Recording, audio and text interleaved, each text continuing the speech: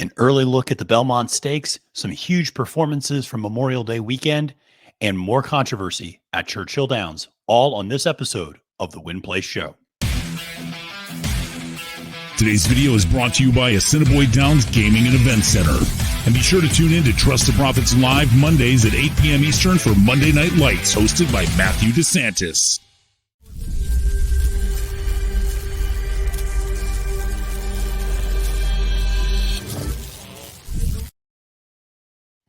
Salutations and welcome, friends, to another episode of the Win Place Show. I am your host, Matthew DeSantis. You can find me on Twitter at the handle @Failed to Menace.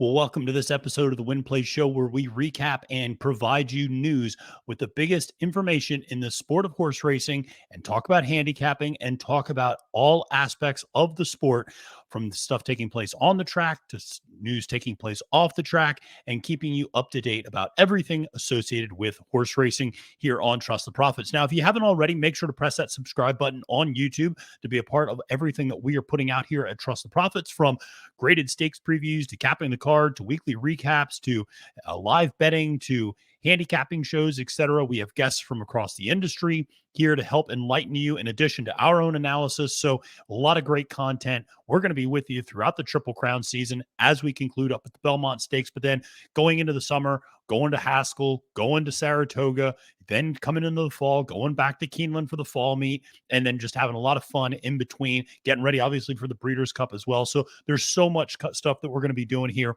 over the next few months. I even forgot to mention Royal Ascot. Obviously, as you saw in the promo, we have a brand new partnership with Assiniboia Downs, where we're going to be hosting a Monday night live stream at Assiniboia Downs every Monday night starting at 8 p.m. Post time there is 8:35. We join you about 30 minutes early, get you ready for the card, and then we stay with you from race 1 through race 7, and live betting, live handicapping, a lot of fun. We had a blast last night. We had a blast 2 weeks ago on opening day. We're loving this partnership with the Assiniboia Downs, so make sure to check that out. And make sure to play Assiniboia Downs. They're doing a lot of right things. They're reducing takeout. They just increased their guaranteed pick 4 pool to $50,000. So they're trying to do things the right way. And their player portal, great resource for players, a ton of free information, free past performances, free charting horse value, free HRN picks, free content. And that's, I think, one of the biggest impediments a lot of times for people getting into the sport the first time is just the cost in some instances, and the fact that everything is behind a paywall if you want to get past performances, if you want to get detailed analysis. Not so in the player portal at Assiniboia Downs. So make sure to check all that good stuff out. Well, listen, this week on the Win Place Show, we are going to be talking about a few different things. We're going to start by talking about the upcoming Belmont Stakes. That's going to be in about 10 days. Obviously, not this coming Saturday, but the following Saturday, and talking about that a little bit because it looks as if the probables field has been largely set. And so I'll talk through that a little bit. But listen, there's also been a lot of controversy, obviously, at Churchill Downs. We're going to broach that subject, and then we're going to recap a huge weekend of racing. So we're going to hit some upcoming race news, some track news, and then obviously provide you some information recapping what was a huge weekend, not just in the United States, but internationally as well. Some huge races with Breeders' Cup implications, with kind of world ranking implications in terms of some of the best horses in the world running over this past weekend in Ireland, in Japan, etc. So a lot of great content for you here.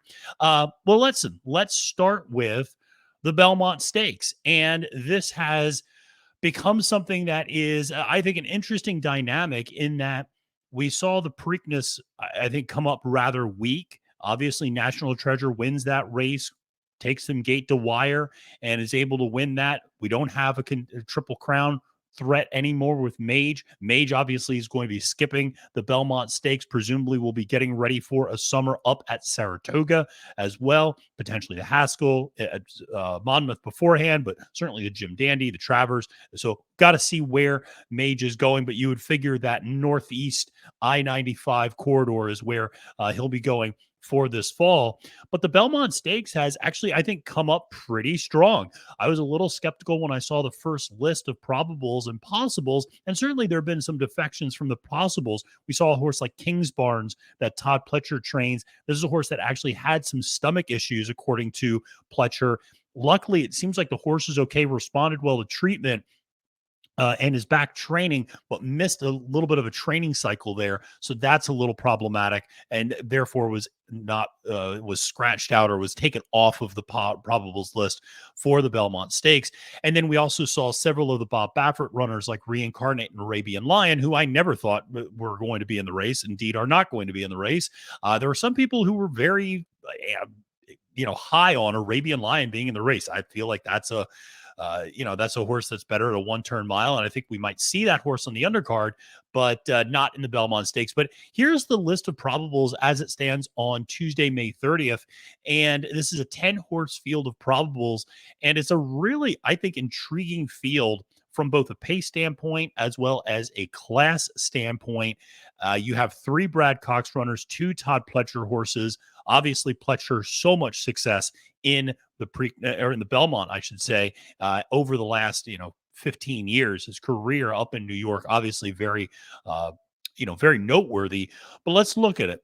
Angel of Empire for Brad Cox, going to be coming back, is targeting the Belmont Stakes. We did hear news that the second place horse in the Kentucky Derby, Two Phils, is going to be going to the Ohio Derby, is going to be doing that kind of Midwestern circuit a little bit before likely coming over to Saratoga as well for the Jim Dandy and Travers. So Two Phils not going to be in the Belmont Stakes. I think that's the right decision. I know some people were kind of mocking that decision. I don't really understand that because I think this is just the right decision for Two Phils as a horse to move that horse to the Ohio Derby and then move that horse back into some big competition later in the summer. But I think Angel of Empire, obviously the third place horse in that Derby, made that late run to try to get up there. I know a lot of people thought Flavien Prat maybe moved a little late in that Kentucky Derby. Coming back, you would assume Angel of Empire is going to like the distance, but the sire, Classic Empire, has yet to yield a winner over 1.25 miles.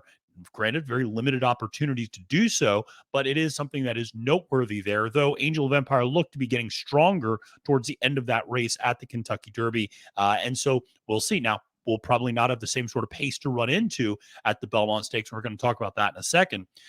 One of the horses that surprised me a little bit was Arcangelo for Jenna Antonucci. This was a little bit of the surprise winner of the Peter Pan from a morning line standpoint. This is a horse that was morning line 10-1, got bet all the way down to 5-2 that day up at Belmont for the Peter Pan, and was a brilliant effort and a horse I was really high on and thought this was an ascending horse, a horse that showed improvement every single time out.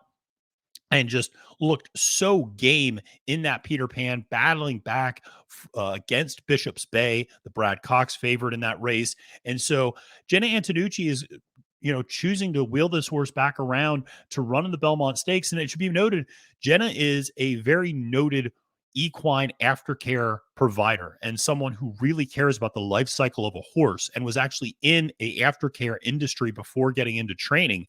And so she does right by horses and she often takes things slow.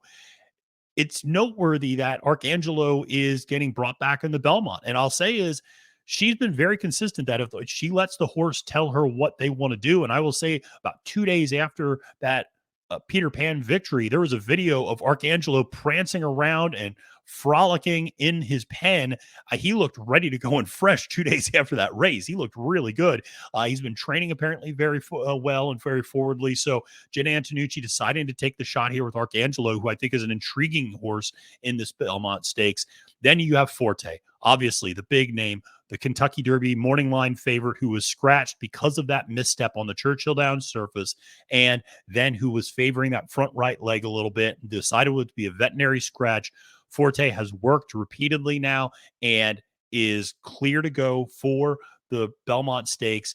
This was, of course, the horse that everybody thought was going to be the favorite in the Kentucky Derby, won the Florida Derby, won the Breeders' Cup Juvenile, won the Fountain of Youth in between those two races. This is a horse that has a lot of positives in terms of his attributes and what he brings to the table. One of the concerns, though, is the pedigree. This was why I was always a little skeptical, maybe is not the right word, but I was always a little questioning about whether or not he would be set up best for the Belmont Stakes.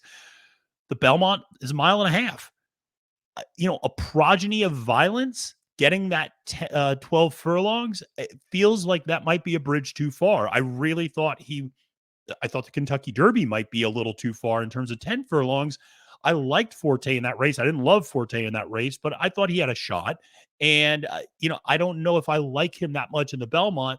Granted, he's going to be very, very fresh. Obviously, he's not run a race since that Florida Derby, so he doesn't have a lot of miles on him right now. He's not, kind of in the second or third leg of this Triple Crown series in terms of running in one or two of those first two legs. But, certainly it is, I think, a big ask for him to be able to do it. Now, he's a super talented horse. Todd Pletcher is better than anybody else at getting horses trained up to win the Belmont.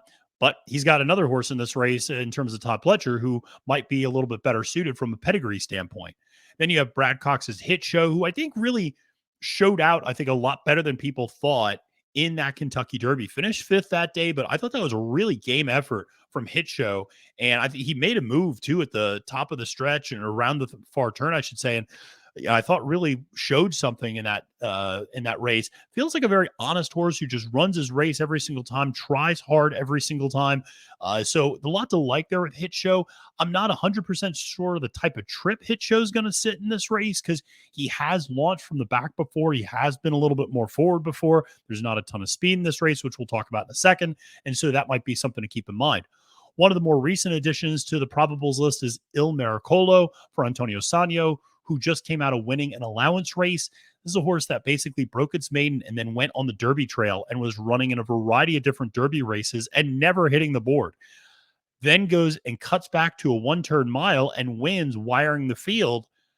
I'm not really sure what to think of Il Miracolo as a result. Is this horse that's going to go out to the lead like he did in the one-turn mile under Marcos Meneses last time out?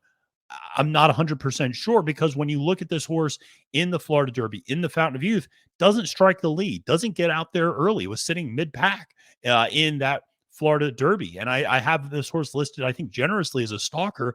If they are going to try to go to the lead, that would be rather ambitious, going from a one-turn mile to obviously 12 furlongs in the Belmont Stakes. But this is the way that Sagno is training for this horse, so we'll see. Now, the horse that is likely going to be the leader going into the first turn of the Belmont Stakes is National Treasure, the Bob Baffert horse who won the Preakness Stakes. And there aren't a lot of other need-to-lead horses in this race. There are some stalkers potentially that we'll talk about in a second. I mentioned Il Miracolo. Tapit Shoes, I think, is a horse that could be close. Hit Show, as I mentioned, could be close as well. But there's not a lot of other horses that need the lead or want to be on the lead quite as much as National Treasure. So much like the Preakness, National Treasure may be able to kind of sit the trip that is ideal for him, getting out in the front end, being able to set his own fractions. And it's the Belmont, so nobody's going to be really pressing that pace, you would imagine. Nobody's going to be trying to go breakneck speed because of how long the race is. Listen, National Treasure does have some nice pedigree in terms of the quality road sire up top to suggest that he's going to be able to get the distance here at 12 furlongs. I'm going to be doing a video later this week, doing a deep dive into how horses have done on the lead, going wire to wire, gate to wire in the Belmont Stakes over the last 2 decades. So look for that coming later in the week, but certainly National Treasure, big time threat there in the Belmont Stakes. Then you have Ben Colebrook's Raise Cane. I know there was just a report, rather slow workout leading up to the race here, along with Red Route 1, the next horse on the list. Both of them slow workouts over the weekend, getting ready for the Belmont Stakes. Neither of those horses, though, that's not necessarily surprising. I thought Raise Cane ran actually a halfway decent race in the Kentucky Derby. I think a lot of people he was an immediate toss, and he ended up finishing 8th in that race, which was not that bad. It was right behind Tapit Trice and Derma Sotogake. So, it was a perfectly respectable performance. And this is a horse that is going to be a little bit more of a closer. You would imagine this horse may like more distance, although I also think this horse is a little pace and setup dependent, as is Red Route 1, the Steve Asmussen horse who, listen, I think that was maybe the biggest shock of the weekend was, when the Preakness took place, was that Red Route 1 was sitting in front of Mage going into the third turn at the Preakness. I mean, I don't think any of us thought that Red Route 1 was going to be that close to the lead. Obviously, Rosario understood that pace was so slow and wanted to get that horse up there a little bit closer. I think maybe got the horse a little too close to the lead. That's maybe outside Red Route 1's comfort zone. I do sometimes wonder how effective is Red Route 1 in terms of, does he really want more distance or does he want more pace? I lean more towards he wants more pace. It's not really about the distance. So when people go, oh, he's a Belmont horse, Well, he likes to come running late. That's not the same as being a Belmont horse. That just means he likes to run into a fast pace. You usually don't get a fast pace at the Belmont. I don't think you're going to get one this year because you really only have one horse that needs the lead, and you don't have a lot of horses that naturally like to press the pace too aggressively. So I don't know what sort of pace he's going to have to run into. Certainly, he is a horse that does still, run well late. But like I said, I tend to think it's a little bit more on pace and a little bit less on distance. Then you have the third Brad Cox horse, Tapit Trice, who just got nabbed by Red Route 1 in those Bathhouse Row Stakes at Oaklawn Park last time this horse ran. This horse has some nice efforts in it. Obviously, you got the Tapit pedigree, winning 4 of the last 10 Belmont Stakes in terms of those Tapit progeny. So a huge pedigree there for Tapit Trice, and obviously a huge pedigree for the final horse on the list, Tapit Trice, the top Pletcher horse, who finished 7th in the Kentucky Derby. This is going to be a much better setup for Tapit Trice. And I know some people are saying, well, you're not going to, this horse is going to get bet down, which you're probably right. This horse is going to be maybe too low of a price to trust. I don't necessarily disagree. Here's the thing. You're dealing with literally half as many horses as you dealt with in the Kentucky Derby. We go from a field of 20 to a field of 10. So post position is a little less important in the Belmont.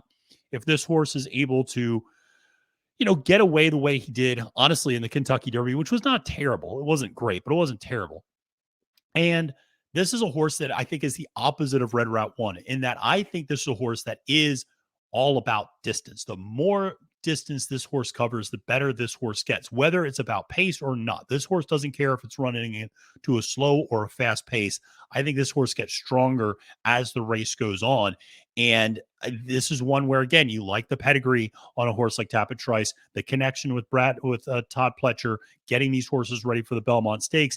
Tapit Trice, I was well documented. I was all the way out on that horse in the Kentucky Derby. I did not like that horse's chances at all in that race.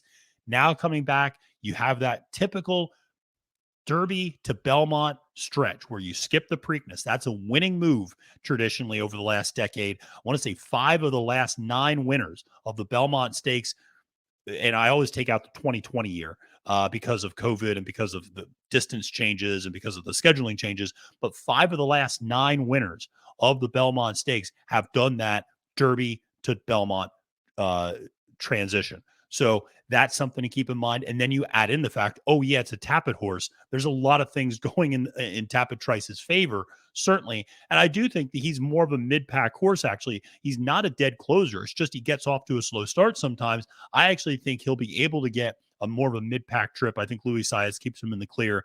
We'll obviously have to see about post position. Like I said, I'm not as worried about it. If he draws the rail, okay, maybe that's a little concerning.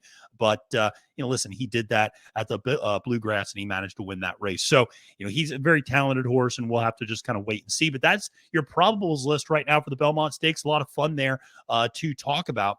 But obviously, there's a lot more going on in horse racing over the last 24 hours and over the last week. And so let's dive into it. And let's start with some news. And one of the pieces of news was breaking news in the last 24 hours that HISA, the Horse Racing Integrity and Safety Association, has called an emergency meeting in Kentucky for today, the day I'm recording, Tuesday, May 30th, calling for an emergency meeting with Churchill Downs officials, Kentucky racing officials, to talk about the catastrophe that is taking place at Churchill Downs. Over the last month, 12, I repeat 12, 12 horses have died at Churchill Downs. 9 have died on the track. We saw 2 more die from catastrophic injuries over this past weekend. 2, of course, passed away from heart attacks after they raced about a month ago before leading up to the Kentucky Derby. Those were the 2 Saffie Joseph Jr. horses. And then 1 horse tragically passed in a paddock accident. So you have 12 total deaths in the last month at Churchill Downs. And it is only after 12 deaths that Churchill Downs decides to issue a public statement about this that basically says, we don't know what's going on. We've looked at this and we can't see any discernible pattern. We don't know what's causing this. And we'll keep looking into it. That clearly was not the sort of answer that HISA was looking for. That was not the answer that the public was really looking for either. It's not to say that you have to have a solution in hand. It doesn't mean that you have to go, we know what is the cause and this is what we're going to do, but you need to say a little bit more than we're looking at it. And we're not taking any immediate action. I think people want some immediate action. I think a lot of people have been calling for the track to be temporarily shut down until there can be a further investigation and looking at the track and the surface. Obviously, that's something that Churchill is not interested in doing at all. And Heisa now comes in with this emergency meeting. Now, listen, on one hand, great. I'm glad that there's this emergency meeting that's taking place. I'm glad that this is finally getting, kind of has been elevated to the point of national attention. My question is, what has taken so long? We were talking about this a month ago leading up to the Kentucky Derby, that there were 8 deaths leading up to that race. And no press release from Churchill Downs then, no Heisa emergency meetings then. This is on the biggest stage that our sport has. Now, a month later, 4 more horses have died. Now we're going to do something about it. It just rings hollow to some extent. It's frustrating. Over the weekend, I went and visited my mom for Memorial Day. It was her birthday. And I went down there. My mom follows horse racing, but she also lives in the middle of nowhere and she doesn't get the internet. And she has a very limited cell service out there. So she doesn't really keep up with a lot of news. But the number one thing my mom asked about was, tell me about these horse deaths at Churchill Downs, because I've been reading about these on the news. Now, she's a fan of horse racing, but that was the number one thing she wanted to talk to me about. She didn't want to talk to me about how I'm doing, how the dog's doing. She didn't want to talk to me about, life or anything like that. She wanted to ask about that first and foremost. That tells you everything you need to know. And so obviously we're hoping for some sort of resolution, some sort of answers coming out of the emergency meeting. I understand that sometimes answers are slow to come by, but we need to see some sort of discernible action from Churchill Downs other than we're looking at it. And I think that's a very frustrating tone to have. That's also a particularly frustrating tone to have because during the weekend, it came out that Churchill Downs, it appeared as if their number one priority over the weekend was extending a suspension on Bob Baffert. Bob Baffert's final legal attempt to overturn his ban was exhausted. And his 2-year ban from Churchill Downs is set to conclude in June. And Churchill Downs made it very clear over the weekend, one of their top priorities was not horse safety, despite what they might say.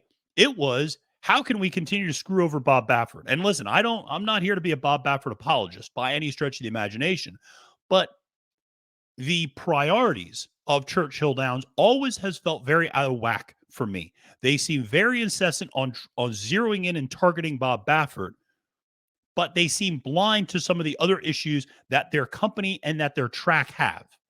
And this also coming on the week, that we've seen the Chicago Bears got the approval to demolish Arlington Park. I know a lot of people are still very, very sore about that topic. That's a topic for another day and another discussion. But one of the things that really struck me from all of this was on Thursday, there was a court case that, like I said, was the final kind of Baffert appeal that was tossed out by a judge. And in that press release that Churchill Downs made, they actually said, quote, the summary judgment was a win for the safety of horse racing. Are you kidding me? What are you talking about? You have 12 horses die on your track in a month, but beating Bob Baffert in a courtroom is a win for the safety of horse racing. Get out of here. How blind are you? How tone deaf are you? How maniacal are you that you are so focused on one guy? You are so focused on the tree, you don't see the forest at all. And as much as I have issues with Bob Baffert, and I most certainly do, my issues with Churchill Downs, I know a lot of people who work at that track and have worked at that track. A lot of good people, a lot of people who care about horses. But I mean, the leadership there, my God, you have to. How do you? I don't understand how you can release a statement after 9 horses or 10 horses had already died. 2 more died that following weekend after the statement. I don't understand how you can say, oh, this victory is a victory for the safety of horses. Oh, don't pay attention to the 10 horses who have already died before this statement, the 12 who ended up dying after the weekend's over at our track. And oh, by the way, we banned this guy who supposedly is the ill of all of our issues. Now, come on. What are we doing, Churchill Downs? You got to do better. And it's been a frustrating week. And it's frustrating because there's a lot of us who love horse racing. We love horses. We want this sport to do right by horses. Everybody involved in the sport, from the trainers to the jockeys to the grooms to the tracks themselves. Everybody needs to do right by horses. And everybody said, people will say, without gamblers, there is no horse racing. Without horses, there's no horse racing. Okay. If we don't have horses, there's nothing to gamble on, folks. So people go, oh, without bettors, there's no horse racing. Without horses, there's no horse racing. That's pretty straightforward. And then you're betting on llamas, or you're betting on, the Celtics to gag away Game 7 in the Eastern Conference Finals. But you're not betting on horses if we don't have horses. That's the first and foremost. Now, once we have the horses, then yes, we need the bettors as well. The other part of this is ownership accountability. One of the more frustrating stories I think that came out over the last week was also the story of Barrio, who was transferred from the bar of Safi Joseph Jr. to Rick Dutrow, who is just coming off a 10-year suspension. I repeat, a 10-year suspension. Now, people thought that might have been a little harsh, but nevertheless, the optics of transferring your number one horse in your barn, and this is C2 Stables. C2 Stables, number one horse is Barrio. They transfer this horse from Safi Joseph Jr., who by all accounts has gotten popped for some pretty serious stuff, and if you believe internet rumors, has been naming names, to say the least, and letting people know what the deal is. And so Safi might be in a lot of trouble later on down the road, but this was a trainer who always had a little bit of a spotted reputation, especially when there was always the rumor, Safi outside of Florida is just not the same type of trainer. Then you move this horse to Rick Dutrow, who is coming off a 10-year suspension. Now, listen, Rick Dutrow might be doing everything the right way now, and a horse is doing just fine. From an optics standpoint, it's one of the worst optics you can possibly have. And what's so frustrating about this is that I have seen C2 Stables give literally hundreds of thousands of dollars to keep horses out of kill pens and to keep them out of bad situations. C2 Stables is one of the best, I think, most well-meaning ownership groups in the sport. They try to do more to save horses than anybody else, and that is what makes this decision so baffling on a certain hand and so frustrating. But when you see owners continuing to send their horses to certain trainers that have certain reputations and that are coming off of long suspensions or that have a lot of clouds over their name, that's one of the issues that we have. That as long as owners are sending their best horses to certain trainers, this sport is going to be difficult to get cleaned up. And the issue with Barrio, like I said, it's a frustrating one because I think there's a lot of us who really like and pull for this horse. I really like C2 Stables. I've given them a lot of credit on Twitter. I've given them a lot of credit in just public life for what they do trying to save horses after they're off the track. And the amount of money that they've just given without ever asking anything in return is overwhelming. But when you transfer from Safi to Rick Dutrow, I'm not really sure what you're doing. I'm not really sure what message this is sending for them. And I think owners need to take a little bit more accountability and certainly need to take a little bit more action in being aggressive about who they are associating with and how they're associating with.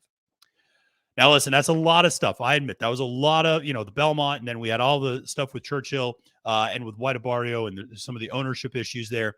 But listen, we also had a full weekend of racing to recap, and there was a lot going on this past weekend. Listen, you had Defunded winning the Gold Cup, taking them gate to wire out at Santa Anita. Santa Anita, obviously the Memorial Day card was huge, 3 graded stakes races. And the day before, a lot of great state Calbred races as well that we're going to talk about. But Defunded gets that grade 1, gets another grade 1, and gets that win after getting the Pegasus World Cup earlier this year. I think the big takeaway, takes them gate to wire, so goes on kind of a merry-go-round. Sometimes that's just the nature of Santa Anita on the dirt that, you just get up on the front end and you're going to be able to stay up on the front end.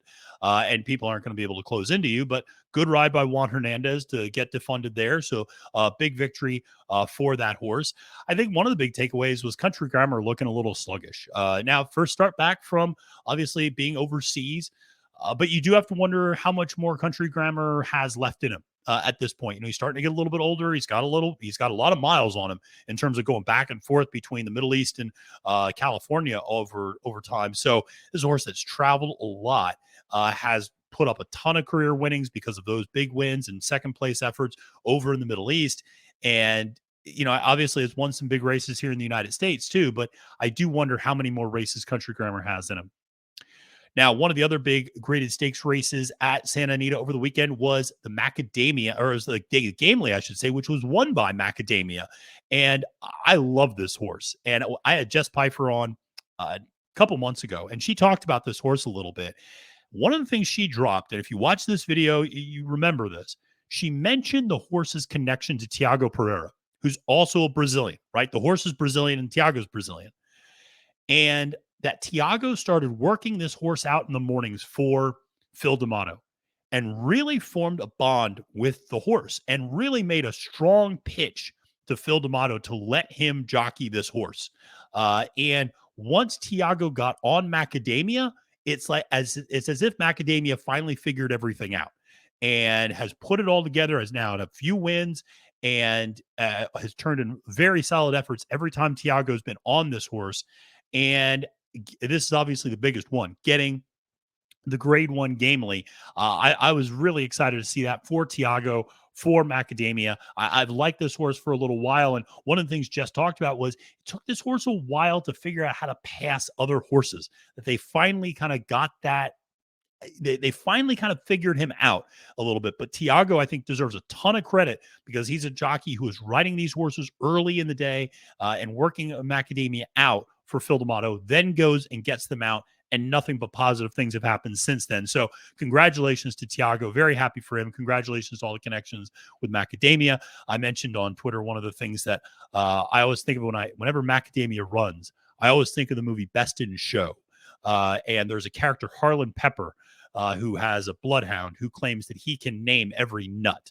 And he goes and he starts, macadamia nut and white almond nut and peanut, and he's naming all these nuts. And it's this ridiculous mockumentary. And if you've seen it, you know what I'm talking about. If you haven't, you should go out and watch it because it's hysterical. But whenever the way he says macadamia nut, that always makes me think of this. So this is congratulations, though, to Macadamia. One of the other big races from Memorial Day was the return of Echo Zulu. And I know this because my dad texted me about it. My dad sits there, texts me, "Are you watching Echo Zulu?" I go, "I just got home from my mom's. I'm trying to get unpacked and get situated."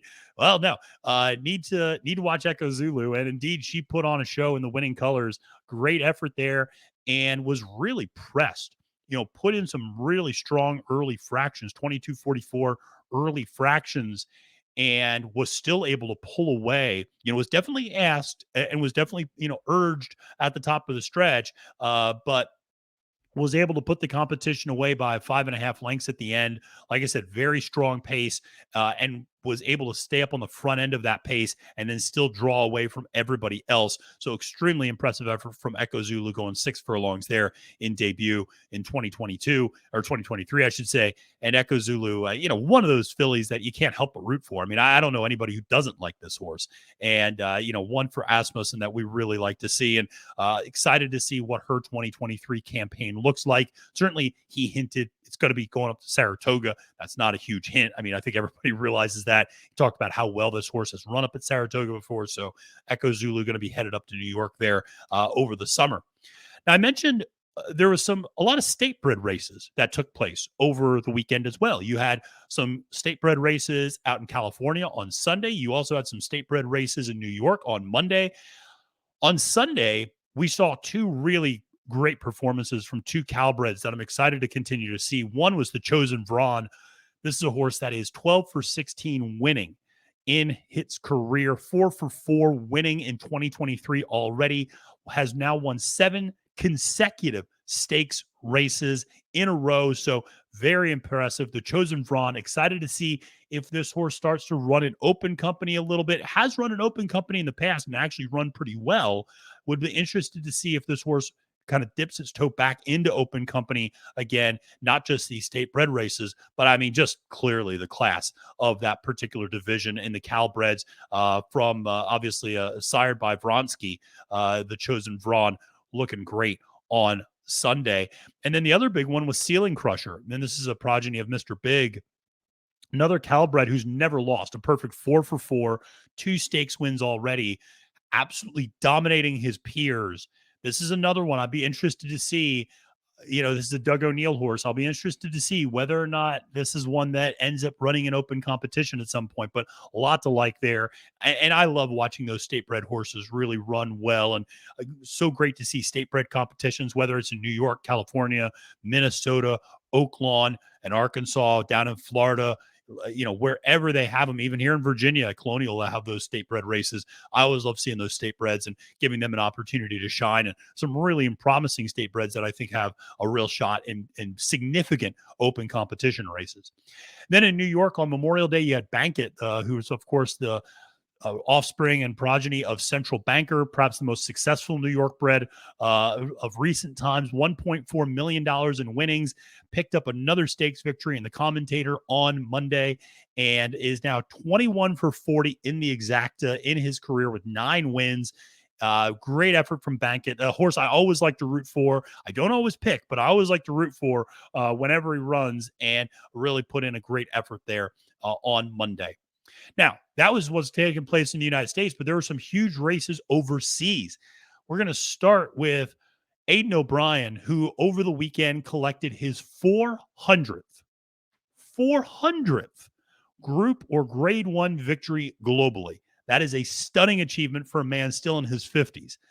He is going to be running horses for many, many more decades, I would imagine, at least probably 2 more decades. And it is incredible to see the sort of barn that he has established and resume that he has just had ever since he started in this game, and just so impressive. And so he's collected those 400 group and grade 1 victories globally. He had a slew of winners over the weekend, notably Paddington, big time victory there, winning the Irish 2000 Guineas, very impressive stalking trip. And then simply had more at the end than everybody else who sat up on the front. So Paddington sat very close and then kind of pulled away. Like I said, very impressive front-running effort or kind of stalking effort from Paddington there. We'll be interested to see if this is a horse that might potentially come over for the Breeders' Cup. I know there's always a lot of speculation there, but as we get closer and closer to Royal Ascot, which is coming up in the latter part of June, we're going to be paying a lot more attention to those European races. And we're going to be having a lot of content here on Royal Ascot to get you ready for those races as well. Obviously, one of his big victories over the weekend was also in the Tattersall Gold Cup with Luxembourg. Luxembourg bouncing back from a poor effort first time out in 2023. That was coming off the bench for a while, so understandable that Luxembourg might not fire completely that first time off a long layoff, but just was a beautiful front-running ride from Ryan Moore. And then he and stablemate Bay Bridge just absolutely pulled away from the rest of the field. Bay Bridge, huge effort running second in that race. But what a gutty performance by Luxembourg to do the heavy lifting up front and then to still have plenty left to hold off stablemate Bay Bridge to take them basically gate to wire. And what an effort there from Luxembourg to get that Group 1 at the Tattersall's Gold Cup. And then the horse that I was most excited to see this weekend overseas, Taria, ran like it. And I was really excited to see her get back in the winner's circle. She finished second last time out, which was her first start in 2023, but comes back and wins the Irish 1000 Guineas with a pocket trip behind the leaders. One of those leaders is the horse Meditate. How do we know that name? Well, that's the Aidan O'Brien horse who came over here and won the Breeders' Cup Juvenile Fillies Turf. So that shows you how good Taria is, because this is the second time Taria has defeated Meditate. Beat her last year, beat her again this year. And we saw how good Meditate is here in the United States, beating horses like Pleasant Passage, beating horses, that were pretty good on the turf here in the United States. But obviously very impressive effort from Taria, and one that I'm, again, hopeful we get to see her over here in the United States at some point. I think that would be awesome, but we will have to wait and see. Some final news on the track from a big weekend of graded stakes racing coming from Japan, where the second leg of the Japanese Triple Crown, which is kind of by American standards known as the Japanese Derby. And the Japanese Derby was this weekend, and Tastira was the winner with Damian Lane aboard, winning that second leg of the Japanese Triple Crown over favorite Seoul Oriens. Seoul Oriens had won the first leg, so there's not going to be a Triple Crown winner over in Japan this year. He won the Japanese 2,000 guineas to start that first leg, but Tastira comes back and wins the Japanese Derby, and a very impressive ride from Damian Lane, who gets across the wire just in the nick of time. And who it was a little bit of a shock that Tastira did not win the 2,000 guineas earlier. And Solorians kind of came from the back and made this huge late running effort, not all that dissimilar maybe to Rich Strike winning the Kentucky Derby last year in that late running effort. And so the fact that, Tastira came back in the second leg to get that victory, that'll really set things up nicely for these two to have a little bit of a rivalry and a feud going forward in this Japanese classic division. It was obviously a thrilling race, but there was also sadly heartbreak there. Listen, I've given the Japanese a ton of credit for all the things that I think they do well, but I'm not just going to sit here and bang up on Churchill Downs and Churchill Downs alone, because we had a lot of issues in this Japanese Derby as well. Dora Eride, who I think a lot of Americans got to know through the UAE Derby. This is the horse that finished second, Derma Sotogake, that day. This is a horse that actually bobbled at the start, lost his rider, was a riderless horse the entire way around, appeared to be uninjured. That's good. The jockey was okay as well. But the really heartbreaking news was Skilfing, jockeyed by Christophe Lemaire, who's one of the superstar jockeys in the sport and certainly over in Asia. And this is a horse that basically stopped running, walked to the finish line, and just collapsed of a heart attack. And it was a stunning turn of events. And this was one of the favorites, Skilfing was. And Lemaire got off the horse right before the horse collapsed, died instantly of a heart attack.